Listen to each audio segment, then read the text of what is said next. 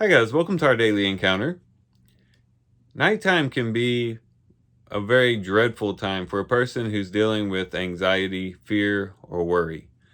During the night, anxiety can turn into insomnia, and fear and trepidation, worry just eats away at the mind and causes the mind to go 100 miles per hour and to go in loops over and over and over again, to worry about perhaps one particular thing or maybe 100 different things and all the possible scenarios and ins and outs and bad things that could happen.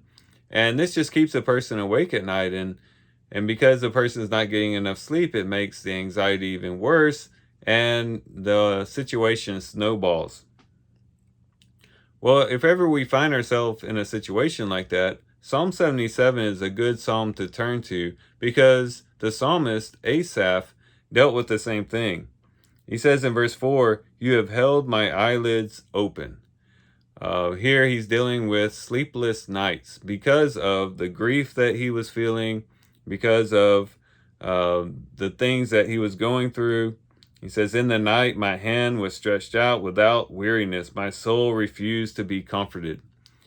And so Asaph knows what it feels like to go through a sleepless night in connection to sorrow, grief, hardship, things along those lines. And it seems to be that these are the type of things that was running through his mind, starting in verse 7. "Will the Lord reject forever? And will he never be favorable again? Has his loving kindness ceased forever? Has his promise come to an end forever? Has God forgotten to be gracious? Or has he in anger withdrawn his compassion?" And these might be some things that we think also in connection to our anxiety. And maybe not consciously, it might be subconscious, but we have that feeling of hopelessness, a feeling like we're suspended in air and that everything is on our shoulders and we have to figure out the solution to the problem. Maybe we feel as though the Lord hasn't stepped in yet to save the day, and therefore we're left in suspense as to how this particular situation will come to a good conclusion. And we just really begin to become perplexed and have these things running through our minds. Well, the psalmist not only describes very well this insomnia that he experienced and also the thoughts that seem to be behind this insomnia, but he also gives us some good things to practice whenever we experience this. He goes on to say, we'll read again verse 4 and then we'll go through verse 6. It says, "You have held my eyelids open. I am so troubled that I cannot speak. I have considered the days of old, the years of long ago." And then he says in verse 6, "I will remember my song in the night. I will meditate with my heart, and my spirit ponders." And then he goes on to talk about the things that his spirit was pondering. But then he goes on to say in verse 11, "I shall remember the deeds of the Lord. Surely I will remember your wonders of old. I will meditate on all your work and muse on your deeds. Your way, O God, is holy. What God is great like our God? You are the God who works wonders. You have made known your strength among the peoples. You have, by your power, redeemed your people, the sons of Jacob and Joseph." And that was basically Asaph's song in the night. Song in the night is just basically remembering the good deeds of God, praying to God, worshiping God in those dark nights, whether literal nights or even just figurative nights, that is, those dark times of life. A song in the night is really just lifting up our hearts to the Lord in difficult times and in dark places. And the psalmist here is doing that here.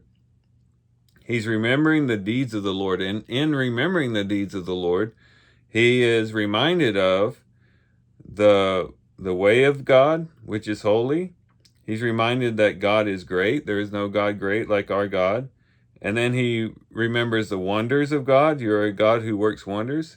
He remembers the strength of God. You have made known your strength among the peoples. He remembers the power of God and the redemption of God. You have, by your power, redeemed your people.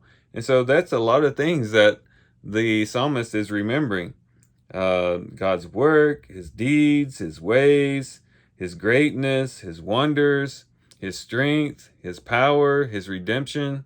These are the things that would replace those thoughts of anxiety and fear and worrying whether God rejected forever, will he ever be favorable again?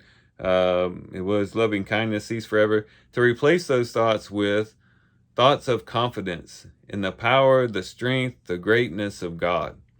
And that perhaps could help us in those nights where we just aren't able to sleep.